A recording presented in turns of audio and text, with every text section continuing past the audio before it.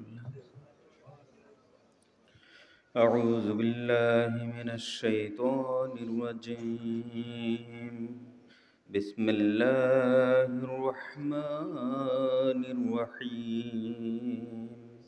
إن الله وملائكته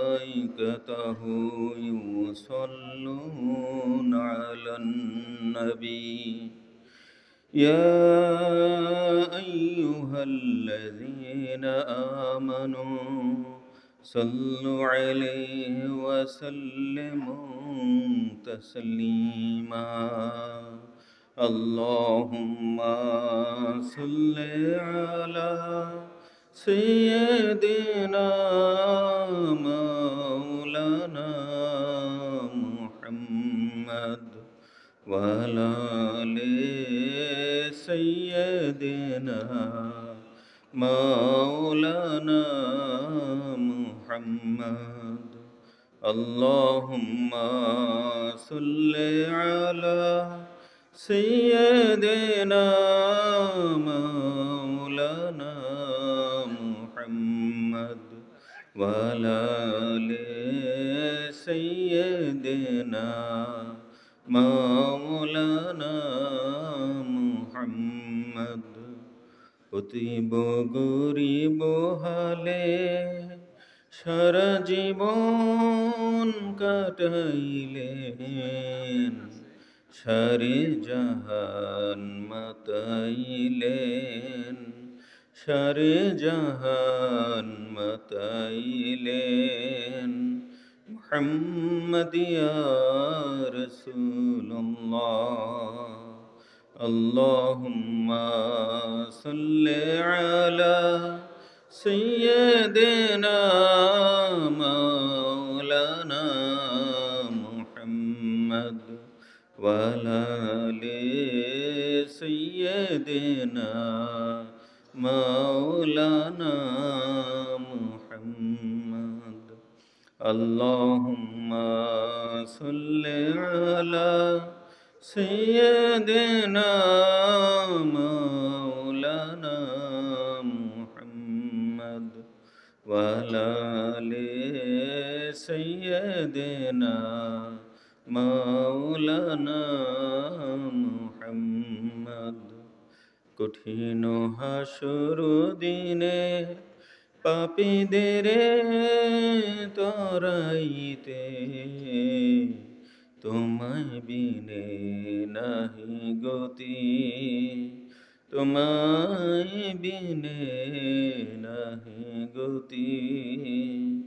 মুহাম্মদ ইয়া রাসূলুল্লাহ। আল্লাহুম্মা সাল্লি আলা সাইয়্যিদিনা মাওলানা মুহাম্মদ وعلى آل سيدنا مولانا محمد। اللهم صل على سيدنا مولانا محمد وعلى آل سيدنا مولانا محمد। صلاة يا رسول الله عليكم، سلام يا حبيب الله عليكم، صلاة يا رسول الله عليكم، سلام يا حبيب الله عليكم। जलवागर हो या इमाम المرسلين, जलवागर हो रहमतुल लिल आलमीन। सलातुन या रसूल अल्लाह अलैकुम, सलामुन या حبيب الله عليكم صلاة يا رسول الله عليكم سلام يا حبيب الله عليكم जलवागर हो गुमजदों की दस्तगीर जलवागर हो हादिये रोशन जमील सलातुनिया रसूल अल्लाह अलैकुम सलामनिया حبيب الله عليكم صلاة يا رسول الله عليكم سلام يا حبيب الله عليكم जलवागर हो जलवाए नूरे खुदा जलवागर हो या मोहम्मद मुस्तफ़ा सलातुनिया रसूल अल्लाह अलैकुम सलामुनिया حبيب الله عليكم صلاة يا رسول الله عليكم سلام يا حبيب الله عليكم صلى الله على محمد صلى الله عليه وسلم صلى الله على محمد صلى الله عليه وسلم كنز الكرم مولى النعم هادي الأمم لشريعته صلى الله على محمد صلى الله عليه وسلم صلى الله على محمد صلى الله عليه وسلم شات الشجر نطق الهجر شق القمر بإشارته صلى الله على محمد صلى الله عليه وسلم صلى الله على محمد صلى الله عليه وسلم بلغ العلا بكماله كشف الدجى بجماله حسنت جميع خصاله صلوا عليه وآله بلغ العلا بكماله كشف الدجى بجماله حسنت جميع خصاله صلوا عليه وآله ومحمدنا هو سيدنا فهج لنا إجابته بلغ العلا بكماله كشف الدجى بجماله حسنت جميع خصاله صلوا عليه وآله আলহামদুলিল্লাহ আলহামদুলিল্লাহ আলহামদুলিল্লাহ আলা যালিক সুবহানাল্লাহি ওয়া বিহামদিহি সুবহানাল্লাহিল আযীম।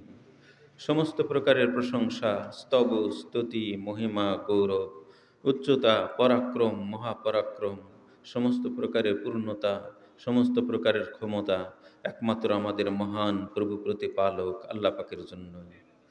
আকায় নামদার তসদারে মদিনা সরদারে দোয়াল মোহাম্মদ মুস্তফা সাল্লাল্লাহু আলাইহি সাল্লাম, মুকাররবিন ফেরেশতাবৃন্দ, আমাদের নবীজির অন্যান্য নবী ভ্রাতৃবৃন্দ, তাদের সফল অনুসরণকারী এবং অনুসরণকারীরা, তাদের পবিত্র পরিবার পরিজন বৃন্দ, পবিত্র বংশধরবৃন্দ, তাদের প্রতি অবিশ্রান্ত ধারায় অনন্তকাল ধরে উৎকৃষ্ট দরুদ এবং সালাম সমূহ বর্ষিত হতে থাক। আমরা সবাই বলি আল্লাহুম্মা আমিন।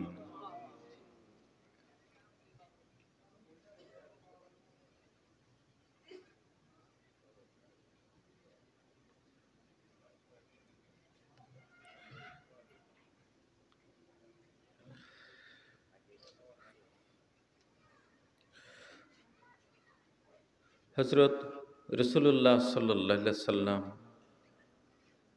যার অনুসরণ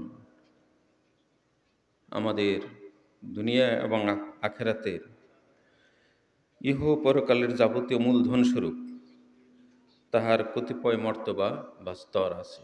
হযরত ইমামে রব্বানী মুজাদ্দিদ আল ফিসানি শায়েখ আহমদ ফারুকী সিরহিন্দি রহমতুল্লাহ আলাইহ এই রাসূল সাল্লাল্লাহু আলাইহি সাল্লামের অনুসরণের সপ্ত স্তরের কথা বর্ণনা করেছেন। আমরা সাধারণভাবে শুধু বিশেষ করে জাহেরি আলেমবৃন্দ, তাহারা রাসূল সাল্লাল্লাহু আলাইহি সাল্লামের যে জাহেরি অনুসরণ বা বাহ্যিক অনুসরণ, যেটা জাহেরি এলেম কালামের সাথে সম্পৃক্ত, সেই বিষয়েই চিন্তা বা ধারণা করে থাকি।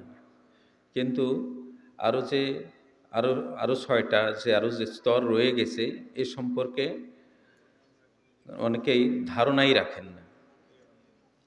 কিন্তু যেহেতু এই রাসূল সাল্লাল্লাহু আলাইহি সাল্লামের অনুসরণে দুনিয়া আখিরাতের সমস্ত রকমের কল্যাণের মূলধন স্বরূপ, তো এইটার যদি অনুসরণ পূর্ণ না হয়, তাহলে আমাদের জীবনের সফল কাম হবে না, দুনিয়াতেও হবে না, আখিরাতেও হবে না। এই জন্য এই বিষয়ে হযরত ইমামে রব্বানী মুজাদ্দিদ আল ফিসানি রহমাতুল্লাহ আলাইহ, শায়েখ আহমদ ফারুকী সিরহিন্দি রহমাতুল্লাহ আলাইহ তার মুক্তবাত শরীফে যে আলোচনা করে গেছেন, সপ্ত স্তরের কথা বর্ণনা করে গেছেন, এই বিষয়টা আমাদের জানা একান্ত জরুরি এবং এটার উপর আমল করাও আমাদের অত্যন্ত জরুরি। এটা ছাড়া আমরা দুনিয়া আখিরাতে সফলকাম হতে পারবো না।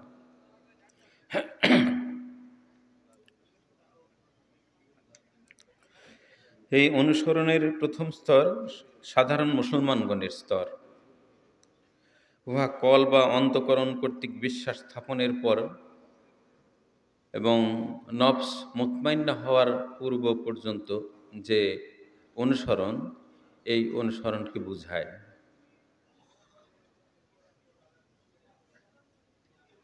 এখন নফস যতক্ষণ পর্যন্ত মুতমাইন্না হবে না, ততক্ষণ পর্যন্ত কোনো আমল পরিপূর্ণ হবে না, কোনো আমল হকিকতে হবে না।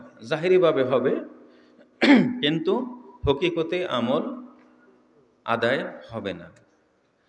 কারণ হইতেছে নফস, যেটা নফসে আমরা, যার স্বভাব হলো আসমানি হুকুমসমূহকে অস্বীকার করা। নফস কখনোই আসমানি হুকুমসমূহকে মেনে নিতে চায় না। কিন্তু আমরা সাধারণ মুসলমান যারা আছি, তারা এই কলবের সাধারণ বিশ্বাস, এই বিশ্বাসের উপর ভিত্তি করেই আমরা অনেক আমল করি, এমনকি অনেকে তাহাজ্জুদও করে। কিন্তু এই সাধারণ বিশ্বাসের উপর ভিত্তি করে এবং এই আমল করে, এই আমলটা জাহেরি আমল হবে। কখনো কখনো হয়তো হকিকতে হইতে পারে, যদি কারো কলবের সালামতির কারণে নফসের উপর একটা প্রভাব পড়ে, ওই নফসের তখন যদি আমল হয় তখন সেটা হকিকত হইতে পারে, কিন্তু সেটা খুবই, সেটার সম্ভাবনা খুবই ক্ষীণ।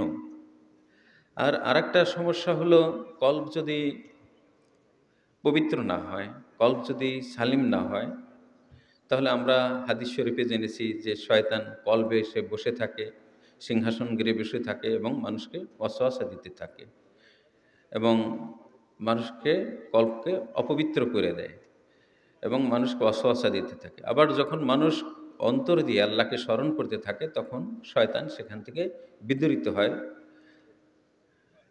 তো এই আবার আরেকটা হাদিস শরীফে আসছে যে মানুষের শরীরে এক খণ্ড গোস্তের টুকরা আছে, যেটা পবিত্র হলে সমস্ত শরীরটা পবিত্র হয়, আর যেটা ভালো হলে সমস্ত শরীরটা ভালো হয়, আর যেটা খারাপ হয়ে গেলে মানুষের সমস্ত শরীরটা খারাপ হয়ে যায়। এটাই হলো কলব।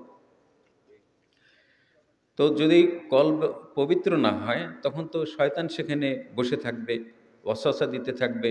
শয়তান তার ভিতরে রিয়া ঢুকায় দেবে, তার আমলকে নষ্ট করে দেবে। আবার সে কলব এবং নফসের যে শয়তানের যে ওয়াসওয়াসা, ধোঁকা এবং নফসের যে ধোঁকা, এটা থেকে সে বাঁচতে পারবে না।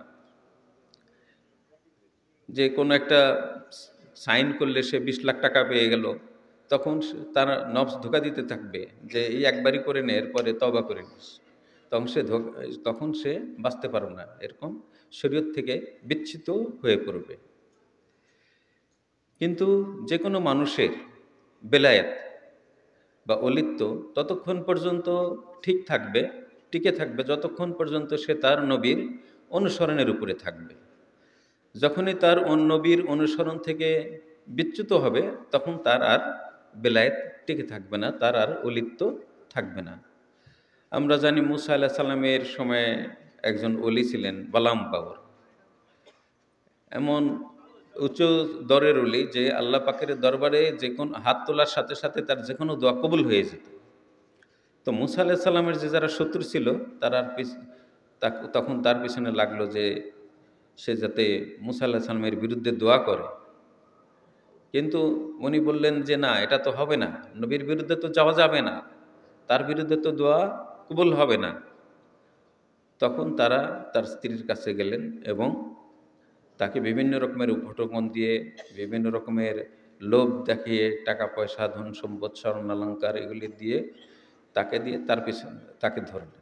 সে তার স্বামীকে বুঝাতে লাগলো, বুঝাতে বুঝাতে এক সময় সে রাজি হলো। কিন্তু যখনই হাত তুললো, সাথে সাথে তার জিহ্বা বের হয়ে গেল এবং ঈমান হারা হয়ে সে কাফের অবস্থায় সে মৃত্যুবরণ করল। নাউজুবিল্লাহ।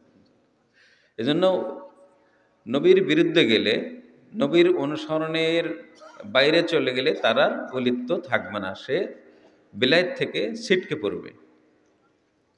তো রাসূল সাল্লাল্লাহু আলাইহি সাল্লামের অনুসরণের যে দ্বিতীয় স্তর, যেটা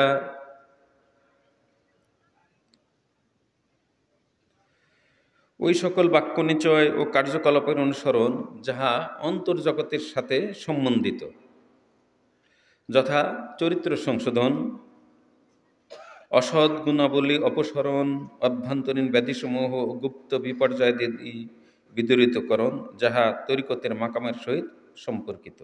এখানে আমরা একটা জিনিস দেখি যে অনুসরণের দ্বিতীয় স্তর, প্রথম স্তর হলো জাহিরি এলেম কালামের সাথে সম্পৃক্ত, আর দ্বিতীয় স্তর ওই রাসূল সাল্লাল্লাহু আলাইহি সাল্লামের অনুসরণের দ্বিতীয় স্তর ওই সকল বাক্য নিচয় ও কার্যকলাপের অনুসরণ যাহা অন্তর্জগতের সহিত সম্বন্ধিত, অর্থাৎ কলবের সাথে সম্পর্কিত, যথা চরিত্র সংশোধন, অসৎ গুণাবলী অপসরণ, আভ্যন্তরীণ ব্যাধিসমূহ গুপ্ত বিপর্যাদি বিদূরিতকরণ। এই সমস্ত কিছু কোথায় থাকে? এই রোগগুলো কোথায় থাকে? কলবে থাকে। তো কলবের রোগ হয় গুপ্ত বিপর্যয়াদি অন্তরের ভিতরে, অন্তরে অন্তরে সে অহংকার রয়ে গেছে, হিংসা রয়ে গেছে, এগুলো তো বাইরে থেকে দেখা যায় না, কিন্তু এটা অন্তরে থাকে। এই কল্প এই কল্প অন্তর্জগৎকে যখন সে পবিত্র করবে, এই কল্প যখন তার পবিত্র হবে, কল্প যখন সালিম হবে, তখন সে এই রোগ থেকে মুক্তি পাবে, তার এই সমস্যা থেকে বাঁচতে পারবে। তখন তার অসৎ গুণাবলীও চলে যাবে, আভ্যন্তরীণ ব্যাধিসমূহ, রোগের যে কলবের যে রোগগুলো আছে সেগুলোও দূরীভূত হয়ে যাবে, কল্প সুস্থ হয়ে যাবে, পবিত্র হয়ে যাবে, এবং গুপ্ত বিপর্যয়াদিও এটা অন্তরের ভিতরে আর থাকবে না। সুবহানাল্লাহ। কিন্তু এগুলি সবগুলোই কল্প পবিত্র হওয়ার সাথে সম্পর্কিত, যাহা তরিকতের মাকামের সহিত সম্পর্কিত। আর তরিকতের মাকামে আমরা যেমন বায়াত হওয়ার পরে পীর মুর্শিদ কলবে যখন সবক দেন, তখন কি হয়, কলবে আল্লাহ তাআলার জাতি নূরের ফায়েজ পতিত হইতে থাকে। আল্লাহ তাআলার জাতি নূরে ফায়েজ পড়তে পড়তে পড়তে একসময় কল্ব কি হয়, ফানা হয়ে যায়। সুবহানাল্লাহ। এই ফানার অবস্থা যখন স্থায়ী হয় তখন এটাকে বলে বাঁকা। কলবে যখন জিকির পূর্ণ হয়ে যায় তখন এটা ফানা হয়ে যাবে। ফানা এই অবস্থা যখন স্থায়ী হবে তখন বাঁকা হবে। তখন কল্ব পরিপূর্ণভাবে যখন সলিম হয়ে যাবে, পরিপূর্ণভাবে সুস্থ হয়ে যাবে, এমনকি 1000 বছর বেঁচে থাকলেও তখন কলবে আর দুনিয়ার মহাব্বত এখানে আর প্রবেশ করবে না। আমরা জানি যে দুনিয়ার মহব্বতে যাবিত গুনাহের আকর, যাবিত গুনাহের মা। যখন তার কল্ব এই দুনিয়ার মহব্বত থেকে পবিত্র হয়ে আল্লাহ তাআলার মহব্বতে বিলীন হয়ে গেল, আল্লাহ তাআলার মহব্বতে এটা ফানা হয়ে গেল এবং এখানে বাঁকা লাভ করলো, তখন সে তার কল্ব সুস্থ হয়ে গেল। আর এই অবস্থা যখন কারো হবে, আল্লাহ তাআলা তাকে কিয়ামতের দিন তার হিসাবকে সহজ করে দেবেন। মানে যে কোনো উসিলা দিয়ে আল্লাহ তাআলা তাকে ক্ষমা করে দিয়ে জান্নাত দিয়ে দিবেন। সুবহানাল্লাহ। কিন্তু জাহেরি অনুসরণের সাথে ওইরকম কোনো নেই যে ওইরকম কোনো সার্টিফিকেট নাই যে তার হিসাবকে সহজ করে দেওয়া হবে। কিন্তু কল্ব যদি সে সালিম নিয়ে যায়, জাহেরি অনুসরণের সাথে সাথে সে যদি কল্বকে সালিম করে নিয়ে দুনিয়া থেকে চলে যেতে পারে, তার একটা সার্টিফিকেট হলো যে আল্লাহ তাআলা তার হিসাবকে সহজ করে দেবেন এবং যে কোনো উসিলায় আল্লাহ তাআলা তাকে ক্ষমা করে দিয়ে জান্নাত দিয়ে দেবেন। সুবহানাল্লাহ। অনুসরণের তৃতীয় স্তর হযরত নবী করিম সাল্লাল্লাহু আলাইহি সাল্লামের আত্মিক অবস্থা, আস্বাদ এবং প্রেরণাসমূহের অনুসরণ। সুবহানাল্লাহ। যাহা বেলায়েতে খাচ্চা, বিশিষ্ট নৈকট্যের সহিত সম্বন্ধ বিশিষ্ট। রাসূল সাল্লাল্লাহু আলাইহি সাল্লামের যে খাস বেলায়েত ছিল, এই খাস বেলায়েতের পথে যখন সে অগ্রসর হতে থাকবে, তরিকতের মাকামে যখন সে আর উপরের দিকে স্তরে উন্নীত হতে থাকবে, তখন তার এই রাসূল সাল্লাল্লাহু আলাইহি সাল্লামের যে আত্মিক অবস্থা ছিল, যে আস্বাদ ছিল এবং যে প্রেরণা ছিল, এটা তার ভিতরে স্বতঃস্ফূর্তভাবে হাসিল হয়ে যাবে। সুবহানাল্লাহ। তিনি নামাজে যে শান্তি পেতেন, নামাজে যে স্নিগ্ধতা পেতেন, যে নামাজ মুমিনদের মেরাজ, নামাজ আমার চোখের শান্তি, এটা তার নিজের অস্তিত্ব দ্বারা সে অনুভব করতে পারবে। এই শান্তি, এই স্নিগ্ধতা, এটা বিভিন্ন আমলের মধ্যেও সে এটা পাইতে থাকবে এবং স্বতঃস্ফূর্তভাবে তার স্বভাব ওইরকম পরিবর্তন হয়ে যাবে। খারাপের দিক থেকে পরিবর্তন সে ভালো হয়ে যাবে, ভালোর দিকে হয়ে যাবে সমস্ত কিছুতেই। যেখানে আগে তার অন্তরে হিংসা বিদ্বেষ ছিল, মানুষের অন্যায় করতো, ক্ষতি করতে দ্বিধাবোধ করতো না, সেই মানুষ সেখান থেকে আল্লাহর ভয় তার ভিতরে ঢুকে যাবে। কল্প পবিত্র হওয়ার সাথে সাথে সে আর মানুষের ক্ষতি করতে পারবে না। এরপরে আরও উপরের দিকে যখন আসবে তখন সে কল্যাণকামী হবে। কিভাবে আরেকজনের কল্যাণ করে দেওয়া যায়, কিভাবে আরেকজনের উপকার করে দেওয়া যায়, যেটা রাসূল সাল্লাল্লাহু সাল্লামের অন্তরের যে অবস্থা ছিল, স্বতঃস্ফূর্তভাবে তার অন্তরের আত্মিক অবস্থা, তার আস্বাদ, অনুপ্রেরণাসমূহ তার রাসূল সাল্লাল্লাহু সাল্লামের অনুসরণ হবে। সুবহানাল্লাহ। এটা জোর করে আদায় করা সম্ভব না, এটা আল্লাহ পাকের তরফ থেকে হইতে হবে। কিন্তু যখন সে তরিকতের রাস্তায় আরও উপরের দিকে যেতে থাকবে, তার ভিতরে এটা স্বতঃস্ফূর্তভাবে আসতে থাকবে। এই স্তর ওই সকল বেলায়েতধারী ওলিয়ার লাগনের জন্য বিশিষ্ট যাহারা মুজ্জুবে সালেক অথবা সালেকে মুজ্জুব, অর্থাৎ আকর্ষণ লাভের পর ভ্রমণকারী অথবা ভ্রমণের পর আকর্ষণ প্রাপ্ত। এখন এই স্তর যখন পূর্ণ হবে, এই রাসূল সাল্লাল্লাহু আলাইহি সাল্লামের খাস বেলায়েতের স্তর যখন পূর্ণ হবে, তখন সে নফস মুতমাইন্না হবে। সুবহানাল্লাহ। কিন্তু লোমাগ্র পরিমাণও যদি বাকি থাকে, অপূর্ণ থাকে, ততক্ষণ পর্যন্ত নফস মুতমাইন্না হবে না। এখানে একটা প্রশ্নের সমাধান হয়ে যায়। অনেকের মনে প্রশ্ন থাকে, যেমন আগেকার জামানায়, যে একজন যদি কেউ পৌঁছায় যায় ওই স্তরে, তখন সে আবার এই নফসের দিকে সে প্রত্যাবর্তন করে কিনা। হ্যাঁ, এখানে যদি কারো নফস মুতমাইন্না হয়ে যায় তখন সে আর প্রত্যাবর্তন করে না, কিন্তু বেলায়েতে খাচ্চার যদি লমাগ্র পরিমাণও বাকি থাকে তখন সে আবার নফসানিয়াতে প্রত্যাবর্তন করতে পারে। কিন্তু যখন সে পৌঁছে যায়, যদি তার নফস মুতমাইন্না হয়ে যায় তখন সে আর প্রত্যাবর্তন করে না। সুবহানাল্লাহি ওয়া বিহামদিহি। এজন্য রাসূল সাল্লাল্লাহু আলাইহি সাল্লামের হাতে যারা পবিত্র হস্ত মোবারক ধরে যারা ইসলাম গ্রহণ করেছেন, সাহাবী আজমাইন রাদিয়াল্লাহু তাআলা আনহুম, তাদের সাথে সাথে কলব সালিম হয়ে গেছে, নফস মুতমাইন্না হয়ে গেছেন এবং তিনি কামালতে নবুয়তের নূরে নূরান্বিত হয়ে গেছেন। সুবহানাল্লাহি ওয়া বিহামদিহি। এই জন্য যখন কারো নফস মুতমাইন্না হয়ে যায় তখন তার ক্ষেত্রে আর কোনো রকমের অপবাদ প্রযোজ্য হয় না। কিন্তু নফস মুতমাইন্না হওয়ার আগ পর্যন্ত যতক্ষণ যে কোনো পর্যায়ে যে কোনো রকমের অপবাদ কোনো একজনের বিরুদ্ধে প্রযোজ্য হইতে পারে, কিন্তু নফস মুতমাইন্না হওয়ার পরে তার বিরুদ্ধে আর কোনো রকমের অপবাদ প্রযোজ্য হয় না। সাহাবী আজমাইন রাদিয়াল্লাহু তাআলা আনহু যাহারা রসুল সাল্লাল্লাহু আলাইহি সাল্লামের পবিত্র হস্ত মোবারক ধরে বায়াত হওয়ার সাথে সাথে তার কলব সালিম হয়ে গেছে, নফস মুতমাইন্না হয়ে গেছে এবং তিনি কামালতে নবুয়তের নূরে নূরান্বিত হয়ে গেছেন, যার জন্য সাহাবীদের বিরুদ্ধে কোনো রকমের অপবাদ প্রযোজ্য হয় না। তারা নফসের কারণে কোনো কাজ করেননি, সমস্ত কাজ আল্লাহ পাকের সন্তুষ্টির উদ্দেশ্যে করেছেন। যদিও বিভিন্ন যুদ্ধ বিগ্রহের সময়ে বিভিন্ন অবস্থা হয়েছে, তাদের মধ্যে যে যুদ্ধ বিগ্রহ হয়েছে এটা আমাদের সদর্থে নিতে হবে, কারণ তারা প্রত্যেকেই মুস্তাহিদ আলে ছিলেন, ওলামায়ে রাসিখিনদের অন্তর্ভুক্ত ছিলেন, মুস্তাহিদ আলেম ছিলেন। যার যার ইজতেহাদ অনুযায়ী ওই যে যার ইজতেহাদে যেটা সঠিক মনে হয়েছে তাকে ওই পক্ষ গ্রহণ করতে তার জন্য জরুরি হয়ে গেছে। সুবহানাল্লাহ। যার জন্য তারা যুদ্ধ করেও, যদিও কেউ আমরা জানি ইজতিহাদের ক্ষেত্রে যদি কেউ ভুল করে তবুও সে এক প্রস্তুত সওয়াব প্রাপ্ত হয়। সুবহানাল্লাহ। যদি কেউ সঠিক থাকে সে দ্বিগুণ সওয়াব প্রাপ্ত হন এবং যিনি ভুল করলেও এক প্রস্তুত সওয়াব প্রাপ্ত হন। তো তারা যদিও ওই ক্ষেত্রে তারা মানে যেটা ভুলও হয়ে থাকে এটার দ্বারা তারা আল্লাহ তাআলার নৈকট্য অর্জন করেছেন, এক প্রস্তুত সওয়াব প্রাপ্ত হয়েছেন এবং আল্লাহ তাআলার নৈকট্য অর্জন করেছেন।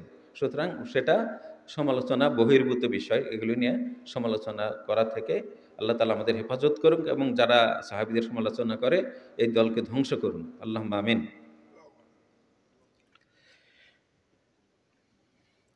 যখন নফস মুতমাইন্না হয়ে যায় তখন এই নফস অস্বীকার করা থেকে স্বীকারে আসে, এই নফস পরিপূর্ণভাবে আল্লাহ পাকের অনুগত হয়ে যায়। এই নফস আর শয়তানি করে না, বিরোধিতা করে না, দুষ্টামি করে না, আমি এটা দাবি করে না। যার জন্য যখন কারো নফস মুতমাইন্না হয়ে গেল, যে আল্লাহ পাকের যে হুকুম যে তুমি পরিপূর্ণভাবে ইসলামে দাখিল হয়ে যাও, তার জন্য এই আয়াত শরীফটা তার সাথে ফিট হয়ে গেল। সুবহানাল্লাহ। তার দ্বারা এই আয়াত শরীফটার উপর আমল হয়ে গেল এবং পরিপূর্ণভাবে তার অস্তিত্বের সাথে এটা ফিট হয়ে গেল। কালাম পাকের আয়াত তার সাথে এরকম মিলে গেল।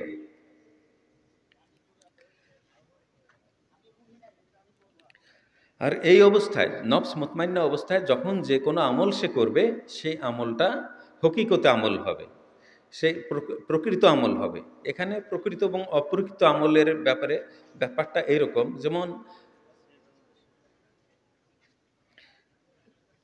যেমন মুনাফিকরাও যেমন নামাজ পড়েছেন, তাদের নামাজ প্রকৃত নামাজ হয়নি, জাহিরি নামাজ হয়েছে। কিন্তু সাহাবীরা যারা পরিপূর্ণভাবে যাদের নফস মুতমাইন্না ছিল এবং উলিয়ারা যাদের নফস মুতমাইন্না হয়ে গেছেন, তারা যে আমল করেন সেই আমলগুলো প্রকৃত আমল হয়। যে নামাজ হলেও প্রকৃত হয় এবং যে কোনো আমল হইলে ওটাও প্রকৃত হয়। এখানে ওলামে রাসিকিনদের কথা আলোচনা করেছেন যে যারা এই রাসূল সাল্লাল্লাহু আলাইহি সাল্লাম অনুসরণের চতুর্থ স্তর, যার নফস মুতমাইন্না হয়ে গেল, তিনি ওলামায়ে রাসিকিনদের অন্তর্ভুক্ত হয়েছেন। তো এখানে যেহেতু যাহাতে জাহেরি আলমরা নিজেদের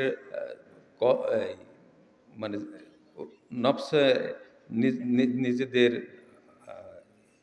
মানে অপবিত্র নফসকে নফসে বলে ধারণা না করেন এবং নিজেদেরকে ওলামায়ে রাসিখিন বলে আহ, না করেন, এজন্য তিনি কতিপয় চিহ্ন এখানে উল্লেখ করেছেন যে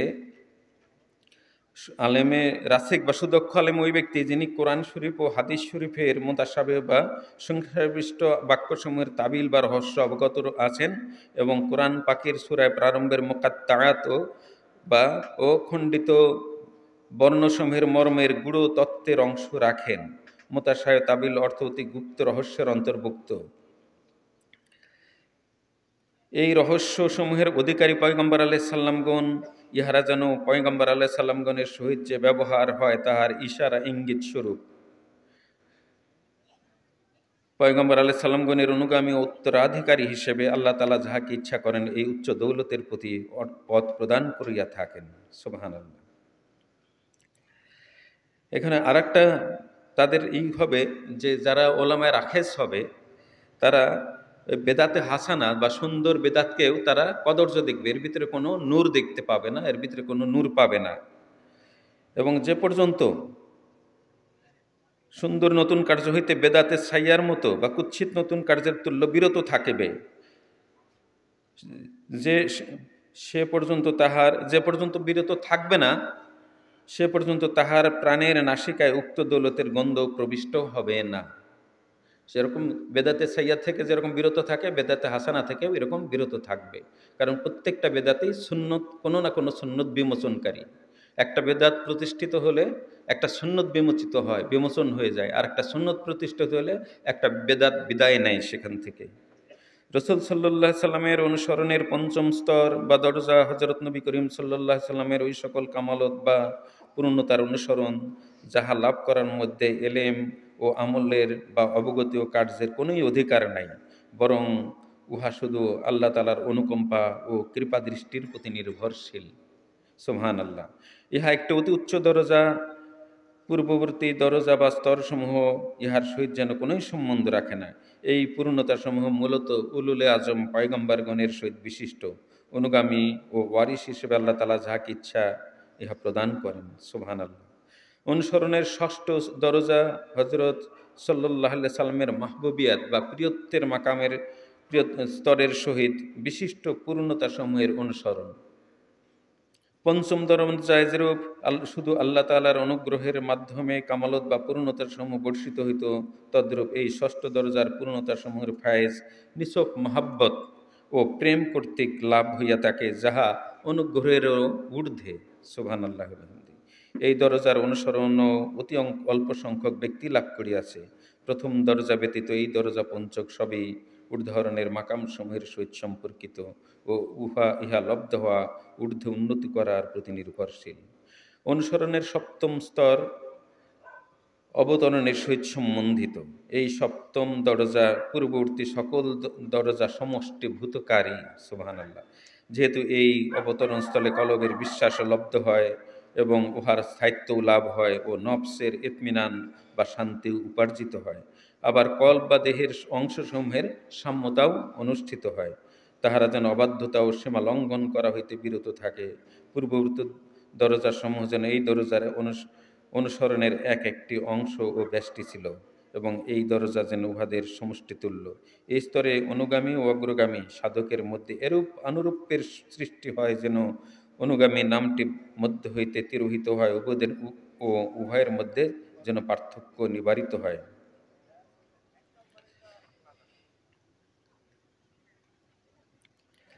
ইহা সত্য যে তাবে বা অনুগামী পৃথক এবং তোফাইলি ও ওয়ারিস বা দেশধারী বা উত্তরাধিকারী পৃথক, অবশ্য সকলেই অনুগমনকারী সারিভুক্ত। এই রসুল সাল্লাহ সাল্লাম অনুসরণ, এই সপ্তস্তরের পূর্ণ অনুসরণ যখন পূর্ণ হবে তখন সে পরিপূর্ণ ওয়ারিস হবে, রসুল সাল্লাহ সাল্লামের পূর্ণ ওয়ারিস হতে পারবে। এবং তাদের ক্ষেত্রেই রসুল সাল্লাহ সাল্লামের ওই হাদিস যে আমরা তার আলেমগণ বনি ইসরায়েলদের নবীদের মতো, যারা এই সপ্তস্তরের পূর্ণ অনুসরণকারী তাদের ক্ষেত্রে এই পরিপূর্ণভাবে প্রযোজ্য।